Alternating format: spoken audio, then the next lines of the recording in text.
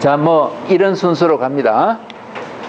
근데 사실 공공임대주택이 뭐냐에 대해서는 여러분이 갖고 계신 자료하고 조금씩 차이가 있고, 여기에는 애니메이션을 넣었습니다. 그래서 요걸 보시면서 메모할 게 있으면 갖고 계신 자료에다 메모를 하시면 됩니다. 공공임대주택이라는 것은 정부가 소유해서 임대 목적으로 운영하는 거예요. 그러면 외국 사람들은 5년 있다가 분양하는 거 있잖아요. 그 다음에 10년 있다 분양하는 거는 공공임대주택에 포함시키지 않습니다.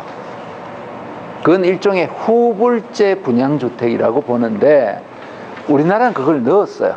그건 제가 좀 이따 설명을 드릴게요. 어쨌든 공공이 임대를 목적으로 소유, 운영, 관리하는 주택인데, 이게 좁은 의미입니다. 영어로 하면 퍼블릭 하우징이라고 그냥 쓰면 되는데 렌탈이라는 말을 쓰기도 하고요. 그런데 유럽 국가에 보면 희한한 놈의 주택이 있어요.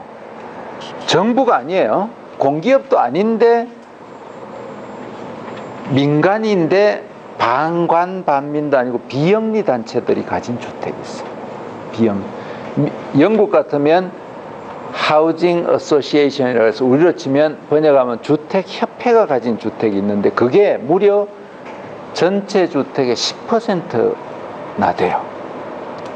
그 다음에 덴마크 같은 데는 협동조합이 임대주택을 갖고 있어요. 그 비중이 얼마나 되느냐 하면 그것도 한 15%씩 돼요. 그러니까 웃기잖아요. 민간도 아닌 것이, 공공도 아닌 것이. 그래서 그런 경우에 소셜 하우징이라고 부릅니다. 소셜 하우징. 그래서 유럽 쪽에서는 소셜 하우징이라고 표현을 하고요. 우리나라는 이런 주택이 없어요. 그러니까 우리 기준에서는 그게 잘 이해가 안 되는데, 유럽에서는 이런 주택들이 굉장히 많고요. 따라서 민간 비영리 단체 소유 주택을 포함해서 공공임대주택을 설명합니다. 이건 나라마다 맥락이 틀리기 때문에. 자, 공공임대주택이 왜 좋은가 하면 이래서 좋아요. 공공이 가지고 있으니까 민간에서 임대료가 오르든 말든 안 올려도 돼요. 공공은. 그러니까 안전망 기능을 합니다. 저는 확실히. 그래서 민간 시장이 막 들쭉날쭉 하더라도 여기에서는 시장을 안정시킬 수 있어요. 그죠? 그래서 우리나라에서 1980년대부터 주택학자들이 계속 무슨 소리를 했느냐 하면, 우리가 10%만 공공임대주택을 가지고 있게 되면 이 10%는 누가 가격을 통제합니까? 공공이 통제하는 거예요. 그러면 전세 시장 전체를 안정시킬 수 있다. 우리가 언제 10%를 가질 수 있을까 하는 꿈들을 꾸어왔어요. 그 다음에 또 외국에서 공공임대주택이 한때 많이 나갈 땐 30%까지 갔어요. 선진국에서. 지금도 네덜란드가 제일 많아서 35%인데, 한때 네덜란드에서 제일 많이 가졌을 때는 41%까지 올라갔어요. 자, 생각해 보세요. 전 국민의 41%가 공공이 제공한 주택에 살고 있어요. 완전 축복받은 나라죠. 근데 더 축복받은 나라가 있는데, 소련 100%, 북한 100%. 근데 축복이 아니죠. 그래서 되게 사회주의 국가들도 국가가 제공한 주택에 살고는 있지만 그걸 축복으로 보긴 어려워요. 뭐 질이 형편없으니까. 그죠? 그러나 어떻든 자본주의 사회에서 공공임대주택이 40%까지 간다는 것은, 야, 이건 상상을 못한 일이에요. 그래서 주택학자들이 뭐라 그랬느냐 하면, 교육, 의료, 주거 세 가지는 자본주의에서도 국가가 책임지는 물건이구나 하는 얘기가 나왔고, 그게 바로 탈상품화라는 얘기입니다. 비록 기업 활동은 민간에서 알아서 하더라도 교육, 의료, 주거는 국가가 직접 나서서 제공을 하는구나. 왜? 그냥 놔두면 시장의 실패가 일어나기 쉬우니까. 그래서 한때 탈상품화 이야기까지 나왔습니다. 되게 1950년대, 60년대 많이 늘렸어요. 많이 늘렸는데 저게 1980년대가 되면 팔아먹기 시작합니다. 혹시 안 갖고 계신 분 계세요? 다. 아, 있으세요? 예. 야, 이쪽이 좋은가 싶어서 제가 확인하러 왔어요. 그래서 요 문제가요. 자, 요거는 안전망 기능이에요. 이거는 안전망에서 더 나가는 기능이잖아요. 한때 요걸 꿈을 꿨어요. 선진국들도. 야, 우리도 저 세계까지 가는구나.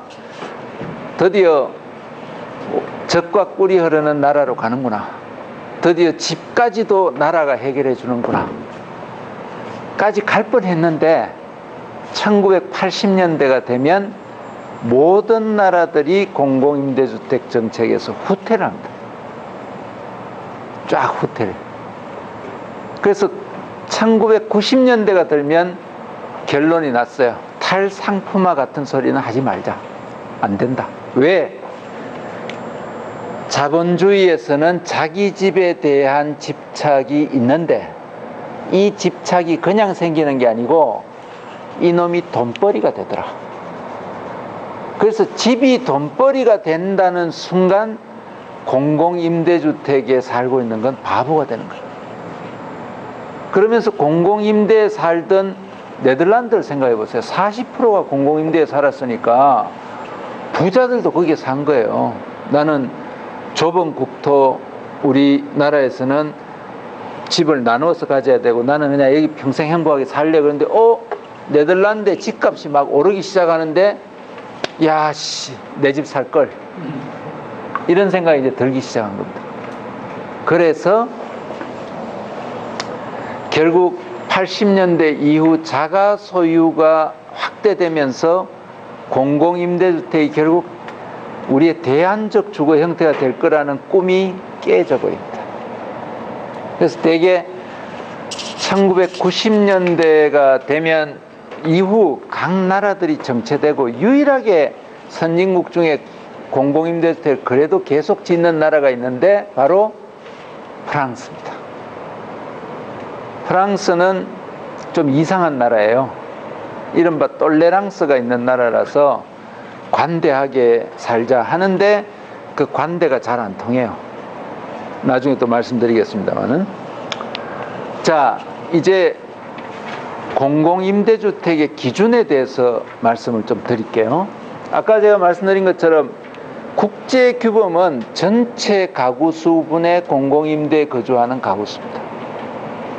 전 가구 중에 공공임대에 사는 사람이 얼마나 되느냐.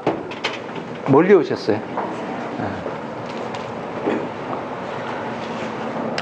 이게 공공임대주택의 비율입니다. 이게 정설인데 일부에서는 이런 걸 쓰기도 합니다. 전체 주택 중에서 공공임대주택이 몇 프로냐, 즉 재고 기준을 쓰기도 합니다. 근데 이렇게 되려면 전체 사람이 사는 주택 중에서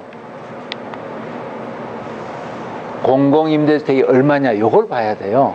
근데 우리나라는 통계가 어떻게 잡히냐면 짓고 있는 것까지 쳐요. 짓고 있는 것까지. 그럼 어떻게 됩니까? 분모에 비해서 분자가 더 커지겠죠? 더 많아 보일 거 아니에요? 여기에다가 실제로 살고 있는 주택수로 하는 게 아니고 등기된 주택수로 하는 거예요. 이게 여러분 우리 부동산 하는 분들은 뭔지 알 거예요. 바로 다가구 주택을 1호로 쳐버리는 거예요. 그러면 분모가 약 50만 호가 줄어들어요. 그럼 이 수치가 엄청 5년 있다 분양하는 거, 10년 있다 분양하는 것까지 넣어버렸어요. 건설 중인 것까지. 그걸 건설 중인. 따라서 외국 사람들한테 우리나라 공공임대주택이 몇 프로라는 얘기를 하려면 얘네들이 이상한 숫자를 들고 오는 거예요. 야, 니네 정부가 발표한 걸 보니까 8.7%다. 근데 왜 너는 4.3%나 그러느냐. 저는 바로 국제 기준에 따라서 이 이야기를 하고